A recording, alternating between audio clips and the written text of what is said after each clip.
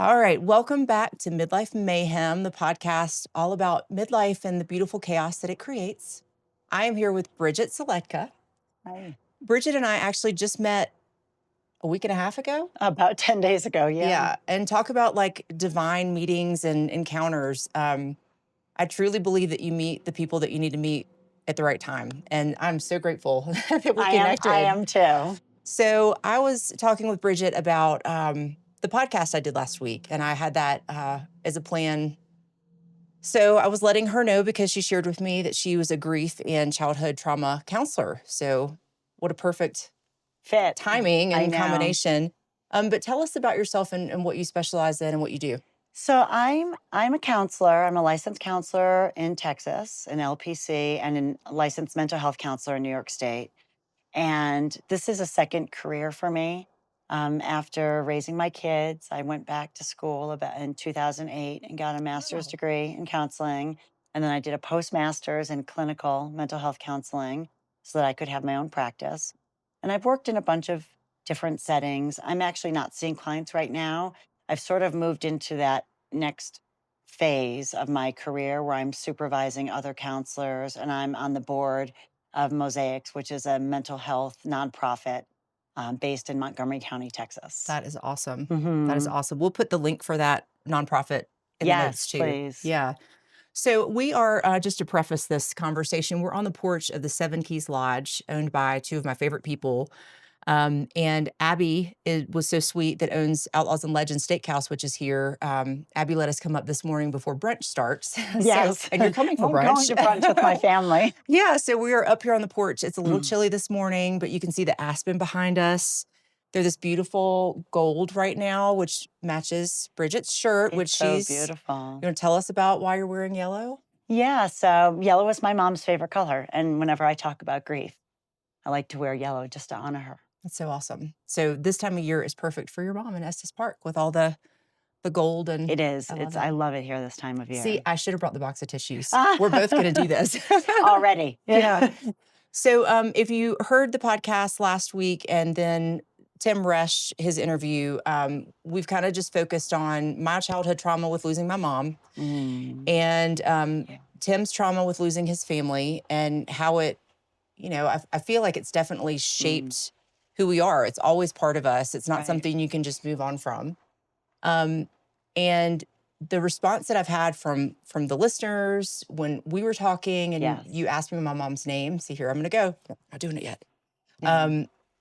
It almost like me typing my mom's name. There was something so like surreal about that. Yeah. And it just made it like bring her more, I don't know, it was focused more on the person than it was like what happened, if that makes sense. Right. Yeah. And then you sharing your mom's name with me, it's Alice and Susan. And Susan. Yeah. And we need to say their names because one thing that grievers will talk about is how people don't want to speak their deceased loved ones' names. They're afraid to say it because they know it elicits this reaction in us, right? Mhm. And they're afraid of our pain and they're afraid of not knowing what to say and do. Mhm. So I'm really always asking people to say the name because I think it's important that we do that. Yeah, and it is. It's making me tear up just think about it. But I don't remember the last time I heard my mom's name. So, not doing this today. Sorry. Maybe we are. Who knows? I think we probably, We probably are doing this. Oh my goodness! But the response that that I've received on social media, especially and YouTube, people commented and had lots of questions, which I love. I love that people were curious about how things happened, and but what I realized is that everybody has some type of pain. Right? Everybody True. has some type of pain that if you're not going through a painful situation right now, you've had it and it is part of who you are. But losing a parent in adulthood, losing, specifically talking about parents, but like people that are in this like sandwich generation when they have young kids and then they're Right. caring for their aging parents, which Right. Stephen and I went through for 4 years when we lost 3 parents in a row. It was Oh, just, did you? Okay. but there's so many people out there suffering and Yes. I don't know if they're talking about it to other people, but they shared with me and I was just in tears. Like So powerful to have people share their personal stories. Like we feel, I would say, as counselors, and I know I personally feel so honored when people share their various pains. And I see grief everywhere in life, and it's losing people, but it's also losing other things, Yeah. losing our children's youth as we Hmm. watch them grow. It's moving. It's, all of these big life changes bring with them grief. And certainly by this phase of life, by the time we get to this Hmm. middle age phase, we've experienced a lot of grief, whether we acknowledge it or not. Yep. And I love that you say that just about it doesn't have to be like a person, Mm. like that you've lost a person. But I remember specifically because of midlife topics, I remember when I hit 40 and Steven and I had a miscarriage, and that was our last shot at having another baby. I love babies. I could have Mm. babies like every once a year. I think I could have a baby. I Well, love I'm one of babies. 8 children. My Yeah. Oh my husband's one of gosh. 7. So our Wow. families love Yeah. babies too. But I remember that transition when it was like, okay, past 40, and we decided not to have more kids at that point. Right. It was like, what now? And there was a period of grieving. And Oh, that's of when course. I know I went through, I was the heaviest I'd ever been and just kind of just didn't care. I was like, okay, what, Went through all I don't those know what to do. changes. And yeah, Yeah. it's amazing. So that's such a And, great point. and like, I think our society is really bad at grief. Really bad. We talked about like grief avoidant. That's what I couldn't think of the words that you used the other day. I was telling a Mm-hmm. friend about it. The grief avoidance is, Mm-hmm. or grief avoidant society. And it's not that Mm-hmm. people don't want to talk about those things, but maybe sometimes it's even they just don't know how, or they don't know how to Right. Start, engage with somebody. yeah, or Yeah. start the conversation, or Mhm. they're afraid of what's going to come up, and you could argue that our society was much better at this in Victorian times when there was, an official mourning clothes that people Mm. wore, official mourning period. There were societal rules about what you could and couldn't do when you were in mourning. And now I think we're just flailing out there, trying to figure out, we're supposed to Mhm. get back to work the next week and, pretend like we're okay. Yeah. And there's definitely something to that, like feeling the need to pretend to be okay.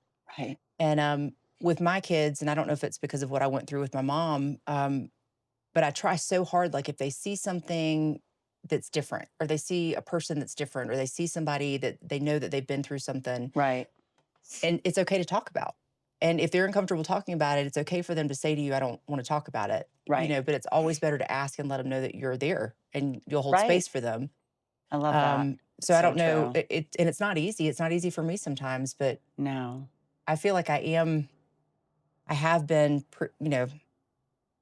not the hard one, but I ask the hard questions. Like I like Yeah, to I dive can deep tell with that. people. Right. And so I think You'd be that's, a great oh counselor my gosh, I love it. because we kind of always go in for that. We know that the stuff we're not talking about is probably exactly the stuff we need to talk about. Yep.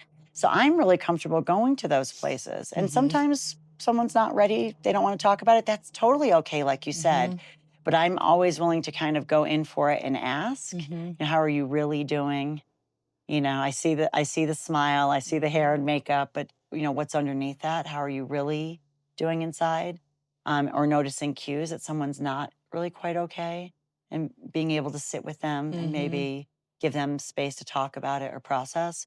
But I would say like your average person, doesn't, and it's not that they can't do it or they're not skilled in doing it. I think there's a lot of fear about not wanting to offend people. We live in the age of not wanting to offend people, Right. right? Or not wanting to bring up sad feelings for them. Hmm. But really, that's what heals us is sitting with our feelings. Hmm. Yeah. And I know I'm this way, and I've talked to several friends who are this way, where it's like if you stay busy and Right. you don't have to sit in the quiet, but that is why, like That's the avoidance. when I go to the Rocky Mountain National Park and I I'm love walking by it. myself and Steven runs off, which he left me in the middle of the road in the park. I had to walk like a mile, which was great, but he just took off because there was an elk. So anyway, but when I get by myself and that quiet is Yes. when he's out of town and I'm by myself and the kids aren't home or something, it's like I have to keep myself busy or I have to sit and deal with it. Right. And But doing that in nature is we know nature is so healing. I mean, this is scientific. Like we have evidence, mhm, that nature is so healing for us with in our emotional mhm. world.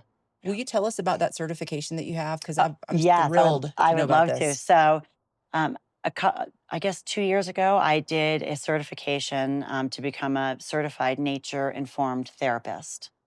And it was a long weekend in the beautiful outdoors hills of Maryland. And the whole idea, and that is an evidence based treatment so that we Mm-hmm. can, and I've always taken my clients out to do walk and talk therapies before that was really That's awesome. popular, and now it is Mm-hmm. popular.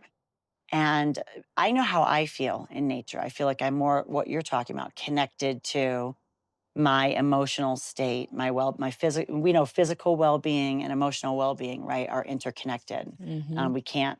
We can't separate them. So the whole idea behind nature-informed therapy is viewing nature as a mirror, a mentor, and as medicine, Mm. which I love.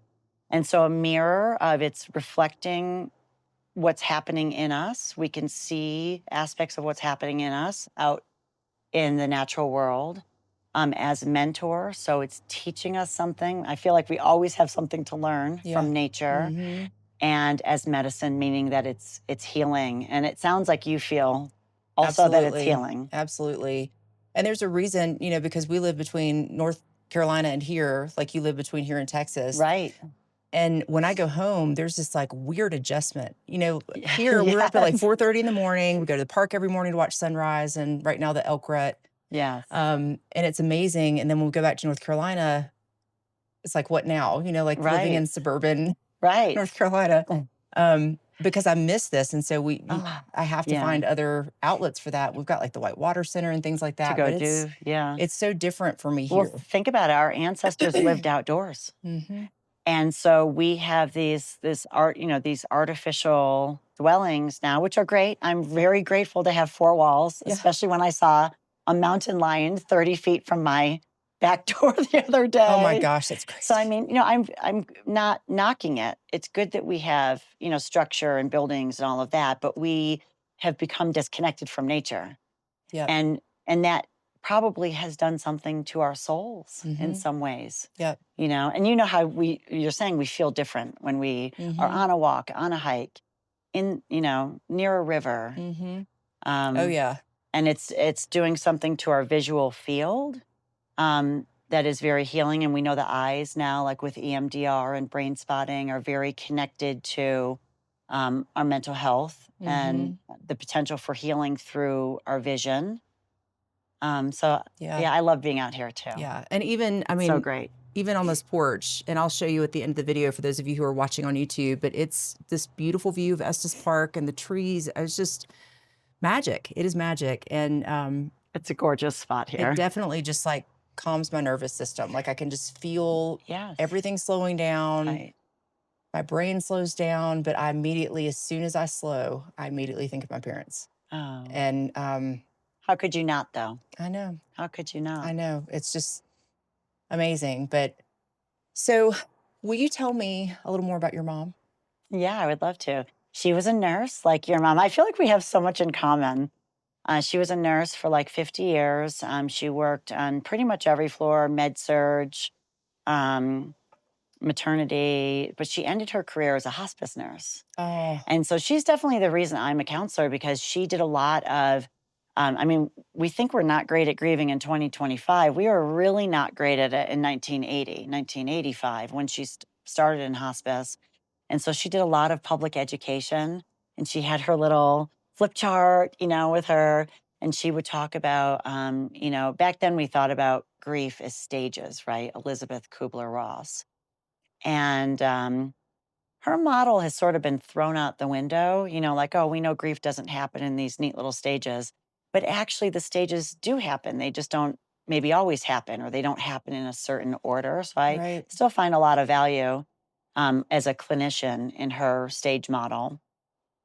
It's not the primary um, uh, model that I use. It's not like my primary way of working with clients. However, my mom, that was very much the model back then. So Mhm. she would go around town and talk about death and grieving and the process of dying and what happens to families. And I was like a little kid and I would go with her, and help That's her amazing. do that. And it's interesting. I never set out to become a grief counselor. I thought I wanted to be a school counselor because I do love kids and teens.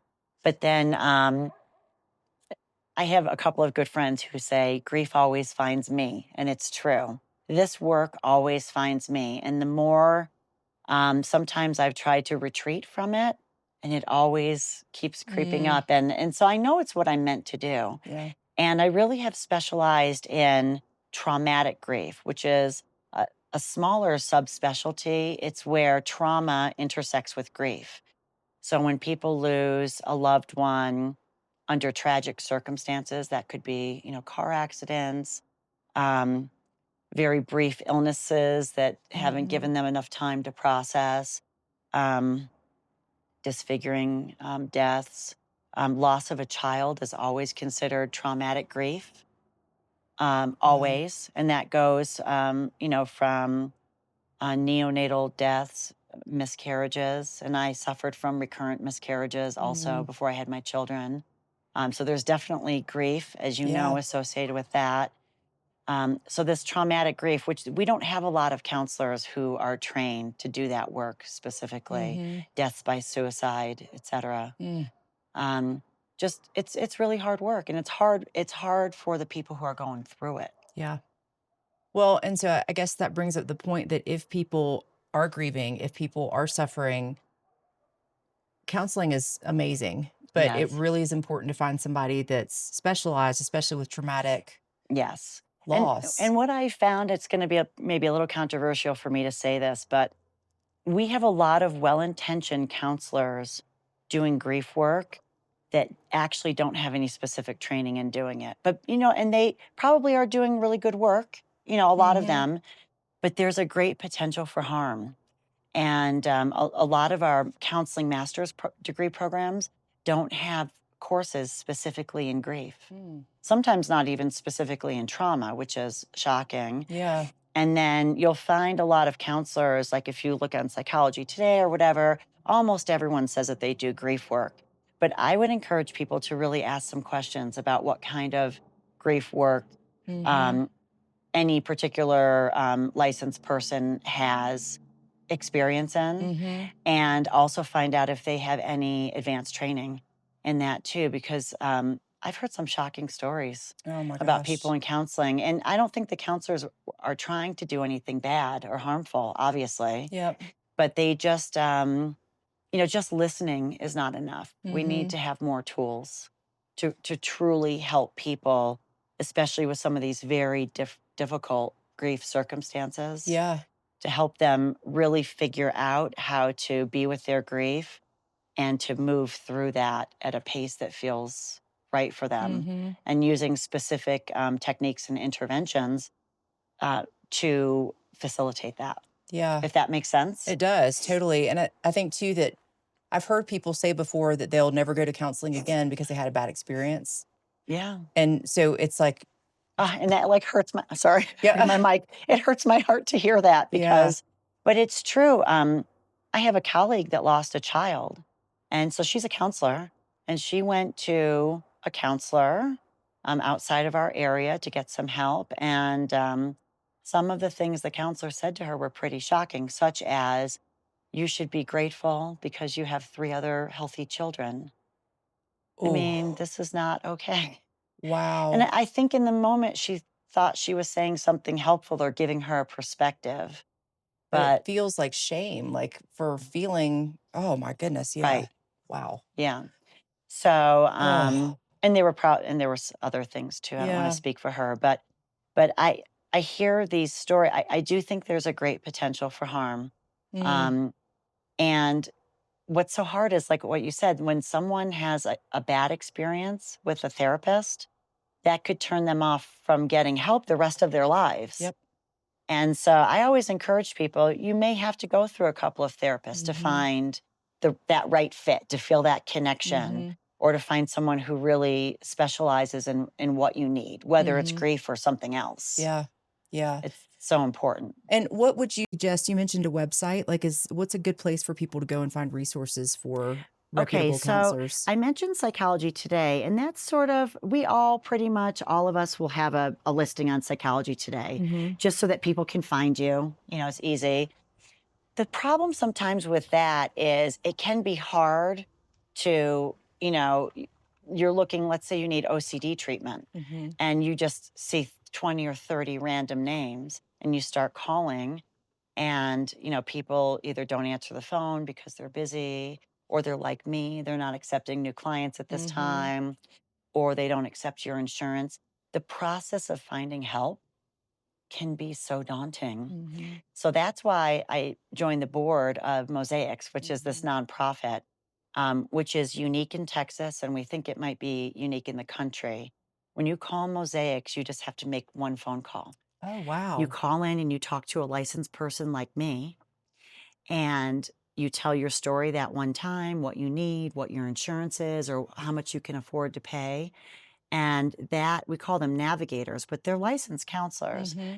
Our Mosaics navigator makes all of the phone calls for you Oh my gosh. to connect you with. It's a really it's almost like a concierge kind of Yeah, service, but we yeah. do it for free for That's people. So there's no amazing. charge, and they come back to you with it's not just random names on a list. They have verified that those, usually we try to get back to people with 3 names Mm-hmm. of people who can take them quite quickly. And those 3 people are waiting for that phone call, and they've guaranteed you've got a spot if you want to go see them. Wow. What an Nobody's doing amazing this. program. Oh, it's every community in America needs a Mosaics. And right Yeah. now we're in the greater Houston. We're in like 7 counties in greater Yep. Houston. But if we had more money, if we, if somebody who is passionate about mental health Mm-hmm. wanted to, give money towards this, we could be putting a Mosaics in every community, because it is too hard to find the help. Yep. And people get frustrated and they give up. Yeah, I I know get that, that. It's overwhelming to think about like yeah, finding, especially somebody that you want to trust and be that vulnerable right. with.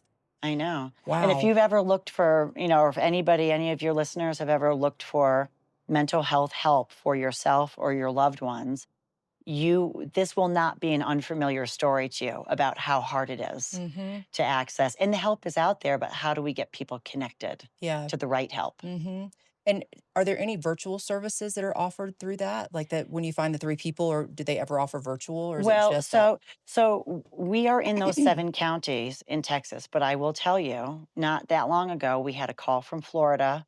We had another call from, I think, Louisiana or Alabama, Mm-hmm. and our navigators did help them. I mean, they will Yeah. help whoever calls in, but we just don't have, we're a small nonprofit. We just don't have, the resources to be a nationwide, service for Yeah. connecting people. But they won't turn anyone away. Yeah. Well, anyone listening, if you have any interest in being part of this or have ideas on how to expand that, I mean, I'm just sitting here, We would, my brain's we would, spinning about yeah, Estes Park in North Carolina. I'm like, no, wow. we would love. It's really special. I'm really, Yeah. as you can tell, really Yeah. passionate about it. But I our love it. website is www.mosaicstx.org. Okay.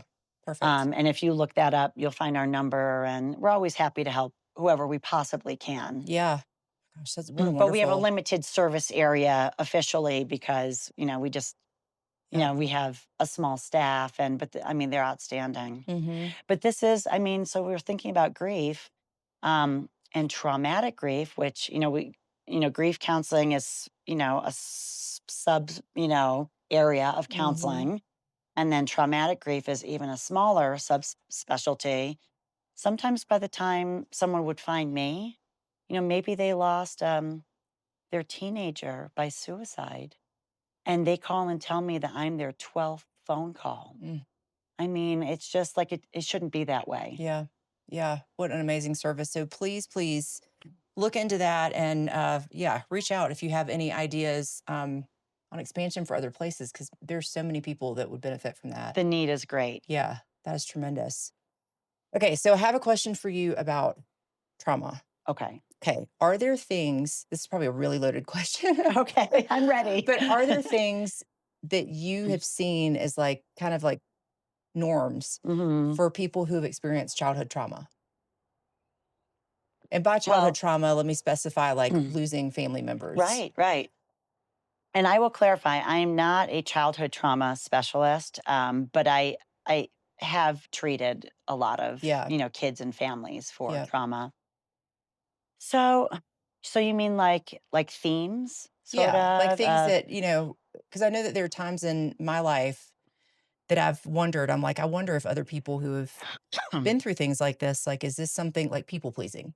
right, And wanting absolutely, to keep everybody yes, happy and right. keeping all my feelings bottled up inside. Like there are trends that I've seen in myself. Those are really good ones that Yeah. you just Oh, mentioned. thanks. Yeah. Well, yeah, and I mean, because you've lived this, and the thing is, especially like loss of a parent, our parents are our primary attachment figures, Hmm. right? So, we can't, like when you say you think about it all the time, and I'm saying to you, how could you not? How could you not? Like your mom, Hmm. is, your primary attachment figure in life. And so, do we see people who've had losses like that at a young age go through difficulties in relationships? Hmm. Navigating how to, because when you've had an attachment wound, like losing your mom at a young age, sometimes that can lead to difficulties in adult, teen into adult relationships, trying to navigate how do I become close with someone when there's this fear of losing them. I don't know if that resonates with you Dang, at you're all. good. Okay. That definitely does. Because we've never talked about this. We've only No. ever talked briefly Yeah. once before. And it's something that I think I attach to people very quickly. Mhm. But I feel like I've got major abandonment issues. And I know some of that comes from that. And then some of it comes from, having a stepmom that left my dad. And then, So people, another yeah, loss or abandonment. I feel like there's been a lot of that. Like my little brother and his wife don't speak to me. Like I've got all these like fractures in my family Yeah, and friends that I've become good friends with and like felt like I could trust and kind of put my heart in. And then the friendship goes away and there's no right. reason. Yeah, trust is Yeah, it's a just, huge issue. but for people to, and I am grateful that I'm older and that I've been able to process through this stuff and had some great counselors along the way. Right. Um, to kind of recognize like it doesn't mean I want to change those things about myself. I just can see it, and I have to like remind myself. And figuring out how to navigate all of that. Yeah. Another one that just popped into my mind is, and certainly not everyone goes through this, but I'm thinking about all of the maladaptive, as we counselors would say, so not good, ways of coping with trauma. And we see this with childhood sexual trauma. We see this with, kids who um, have maybe been physically or emotionally abused. But just in general, the traumatic things we go through in life, how do people cope with those? Well, we see a lot of drug and alcohol use. Mhm. We see a lot of acting out behaviorally with, teens and young adults. Mhm. And, we have a lot of unhealthy ways that, we tend to, a lot of us default to some unhealthy things that could be bad eating habits or whatever, instead of these healthier, what we would call more adaptive Mhm. ways. Yeah. Um, so that could be a piece for some Mhm. people, not everyone, Mhm. obviously. Um, and, also thinking about how do we, and personality can have a lot to do with it too, right? We know some people are more resilient or less resilient. Mhm. There's entire body of research on resiliency and what Mhm. makes us more or less resilient. Some of that could be just our personal nature, like who we are, how we're born. And some of it can be resiliency skills that we can acquire. I would say access to resources. I mean, Mhm. some children who might lose a parent their family might have the ability to send them to group therapy or individual therapy. Mhm. Um, and we know that there's a real disparity in this country with access to Right. mental health resources. So other kids just kind of, they're kind of just expected to go back to school, and we're not really gonna. I think you talked about this a little bit, like we're Mhm. not gonna talk about this too Mhm. much. And so do we see fallout with consequences of people that don't have, we know early intervention is the best, Yeah. right? So for me, sometimes I see a big difference in how someone's doing in their adult life with what resources they had access to. Mm-hmm. Did their family talk about it? You know, there's a lot of, I think, especially in like the 70s, 80s, and 90s, a lot of burying of, we're just not going to talk about these things. Yeah. I feel like we're a bit better with that now. Yeah. Yeah. I don't know that we're where we need to be. Yeah, for sure. And it is so special when you meet someone. Again, like I love hearing people's stories and I Mhm. love having that space with them. And when they trust me with that information and their feelings Right. like that, it's like, wow. But I've met so many women, especially over the past couple years, I've noticed who we sit down for lunch, like we just met. Hey, let's go grab lunch together and get to know each other. Right. And it's just like, this is me. This is, I mean, just the traumatic stories that I've heard from people. And I'm like, thank you. Because then you can feel like, I mean, I just got chills thinking about it, but then you Yeah. can really like, you really know the root of the person. And That's right. not that it makes them, not that it shapes completely who they are, but it's a piece of them that never goes away. Right. Um, And it's that authentic, like that authentic personal communication is what you're mhm. talking about. Yeah. And so my theoretical orientation in counseling is existential. And that says that the relationship is everything. So if we don't have a realness between us, then the relationship's not really good, Yep. or maybe not even really real. Yeah. So what you're talking about is like when you sit down, and obviously you exude that, like you are very much a person that people feel like they can open up to, which is why you'd be a great counselor. Ah. But yeah, when people start to share this, and people are eager to talk about it, right? Mhm. Like to share their stories. That's, I'm guessing, probably why you're doing a podcast, right? Yeah.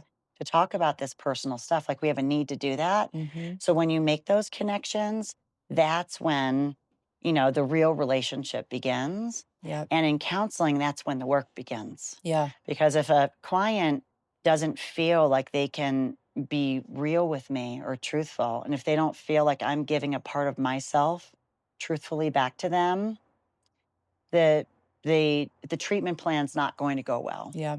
you Yeah. know? But I love what you just said about like how if you don't have that deep level of relationship, like is the relationship even real? And Right. it's oof, that just hit hard because it's like that's the root of it is it's really hard to have surfacey relationships when you're a deep person. Yes. And I'm a very deep person and I do have Yeah. surfacey relationships that I kind of just allow people if they want to talk to me about stuff. Like it takes a while for me to share my story and share pieces of myself Right. with new relationships, but they're relationships that I've let go. It's like weeding the garden when they're just like these surfacey taking your energy, and you have other people like Right. meeting you. I mean, less than 2 weeks ago, I I know. told my husband I was like, I'm just so shocked. Like Yeah. it was perfect timing, and those deep, meaningful relationships. And our text exchange that one day when you were asked, I And you was know just what? And like, I'm going to tell you wow. something. I almost didn't send it. Oh, I'm so I glad you almost did. thought, oh, like maybe because I felt like we did have a connection, and then I watched the podcast or listened to it as I was driving down the St. Vrain Canyon, and just Oh, the canyon was so beautiful, and the mm, sun was glistening on the trees, and I was thinking about our conversation, and I thought, I want to ask her mom's name. yep. Well, I'm so glad you did because it did. It just like just struck something in me. And I feel like with my story, I don't get caught off guard very often by things, but that really just kind of hit in a different way. Hmm. And then sharing your mom's name, Alice, and when did she pass? In 2000, August of 2014. Wow. So, yeah, 11 years ago. And she lived a good long life. She was 83 or almost 83, Oh, 82, but she was healthy and living independently. And so she was, went into the hospital for a day or two with a little bit of pneumonia and a little bit of a heart thing, and then died, really. And I didn't get there oh, before she died, but so all of my sorry. other siblings did. And I talked to her the night before. And Mm, yeah, but so still, even being in her 80s, because it happened quickly, felt more traumatizing, mm-hmm. I would say, than not that it's ever easy to lose a parent, but Right. I think none of the siblings felt ready. Like we didn't have any time to really process that she was Yeah. going to die. Wow. We thought she was going to a rehab for a few weeks and then go home, Yeah. so. Yeah. And whether you're an adult losing a parent or a child, or it's traumatic or it's not, or there is, that's a hole. I mean, that is a hole that definitely I think over time can soften, like losing my dad 4 years ago and he was similar. Seemed fine. And we texted Right. and talked every day. But there was a point where he wasn't feeling well, and it's a long story. I'll tell a different time, but he went in and 2 weeks later passed away. Right. So unexpected. Yeah. And it's just, I feel like I handled it better than I thought I would. But I also think because I've been an ICU nurse and I kind of saw the progression, like I feel like I knew sooner. Mm. And Right. I don't know if we've talked about the thin space moments in life. Have we You talked about that a I little bit? listened to your Yeah. podcast talking about that. So if you haven't seen any other episodes, the thin space is this place where the boundaries between heaven and earth just blur. And that's what Estes Park is to me, and nature up here. It's just like this, it's like heaven. It's like being in heaven, but still being on earth. But there was a moment when my dad was in the hospital. My stepmom was really upset with me because I wouldn't see my little brother, but I was there to see my dad. Long story, but Yeah. so I went to the cemetery to see my mom, to her grave, and saw my dad's mausoleum site where he was going to be buried. Right. And at that point, nobody, I think, knew that he was going to pass away. Right. And there was this moment, they've got oak trees. It's in Wilmington, just these beautiful oak trees with the Spanish moss. And I was walking around there just, good Good morning. morning. I was walking around there just praying and talking to my mom. And I just had this peace come over me. And I was like, if now is Dad's time, Mom, just welcome him to heaven. Oh, And it was I love it that. was just one of those moments that just kind of, it just made it okay, Right. and Yeah. of course I miss him, but it just felt like peace. That brought you peace. And Yeah. that's, I hope that you guys had that. How Yeah. do you, I mean, I feel like I did. My conversation with her the night before, even though it was very normal, brought me a lot of peace, because it was just our typical, conversation. and you And she, didn't know at that point that she was going no, to pass no, away? none of us did. We knew that she'd had a heart, that she'd had, like, I guess technically a heart attack, but like a mild heart attack. But we didn't know that that was it. That like that day was, the next day was going to be it. But and I don't know if this will resonate with you or not, but my one brother, when I called and told him, because he had gone home to another state, and I had to call and tell him that she had died because the rehab facility had called me, and his first words were, "We're orphans now." So losing a second parent, right? Because losing one parent is always extremely hard. I'm gonna But get my toilet paper out.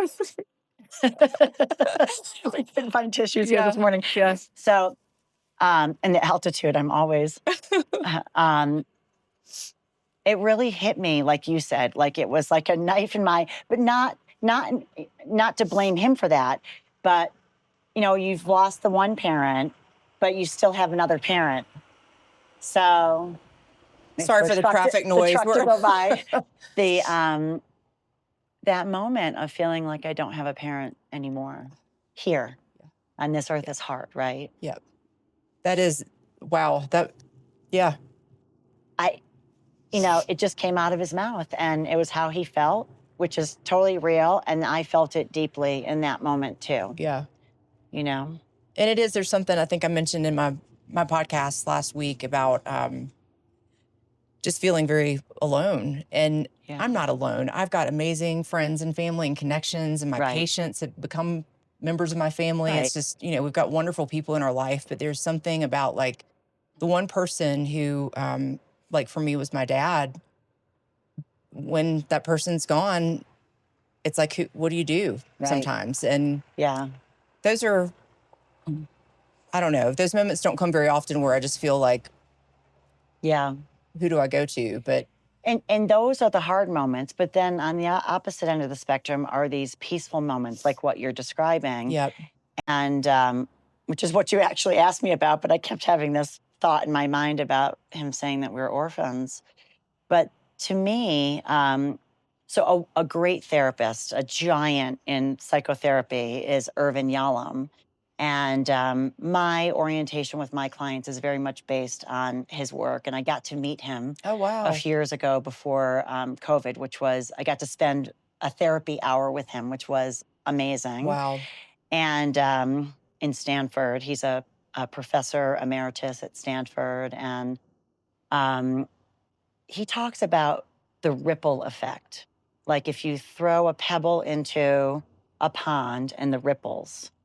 And to me, this is a very comforting thought that when someone dies, their person, their legacy ripples on in us, in our children, in our grandchildren.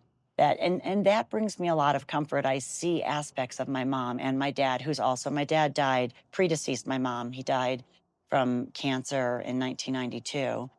And when I think about parts of me that reflect them, and I see some of them in my children, and hopefully one day grandchildren, that to me is a very peaceful, comforting, thin space sort of moment. Yeah. When that happens, I can see a little smirk on my son's face that reminds me of my dad. Yeah. And that just brings me back to this really beautiful, special place. Yeah. I love that description of the pebble and the ripples. The and ripple effect, yeah. So it really, and I think that's what, there's something like talk about like these divine meetings and divine things happening. Like I know there's a reason that I did the podcast on my mom. Yeah. And I can see along the way, like all these, like I'm a member of this group. We meet on Tuesday mornings on Zoom, and the group of women encouraged me to start the podcast. I was like, okay, let's do it. So the next week I had the podcast up and going, and Yeah. I love that. but it's like I feel like there have been parts of my life where I've not let my mom's legacy show, Mm. and it feels really good, like to become a nurse, to do what I'm doing, to work with patients, and just to be able to feel like I'm allowing, whether it's her or God, whatever it is, come through. It's like, Right. let me use my God-given talents to do what I'm meant to do. And that is her rippling on in your work, and even the effect of the podcast, that it impacted so many people Mhm, who then felt that they could ask questions or share their stories. Like mhm. I see that as ripples Yeah. also. Yeah. And I hope it continues. So please do continue to reach out. If you have any comments, any thoughts, my email is kim@thinspacewellness.com, like the thin space between heaven and earth. I love hearing from people. I've actually, and we haven't talked about this because we've only known each other less than 2 weeks. 10 days. But something that's been on my heart for the past couple of years, especially since we moved to Estes Park, I'm so passionate about sharing Estes Park with people. Oh. Clearly, you see my post every day on social media. Yes. They're like, stop with the elk. But I'm so passionate about how powerful this place is for so many reasons. And I want to start a retreat. Mm. So I have the retreat all mapped out. It's 4 days, 3 nights. I've not done one yet, but I want to start Amazing. ASAP. And this morning it actually hit me. I was like, this is the base for the retreats. Like this should be like, whether it's should. healing from grief, whether it's just needing to get unstuck and to restart, but just to come here and use nature as medicine. And I would love, maybe we can do something together next summer. We should talk. Yeah, it'd be 'Cause that would amazing. be amazing. Because people need this. Yeah. And whether it's Yeah. grief or whatever it is, like this is just, everybody needs some sort of healing, some sort of reset, just a reset for your nervous system. And this is it. So It I'm is. so glad And there's that a we lot of connected. research about this also. Yeah. This is not just pulling something, out of thin air. It's scientifically based. Yep. And people need it. Yeah. So we will be talking more. Yes. And Bridget let me know this morning that she herself is starting a podcast soon. So I will definitely send some updates. If you want to be on our email list, that's probably the best way. Just send me an email, kim@thinspacewellness.com.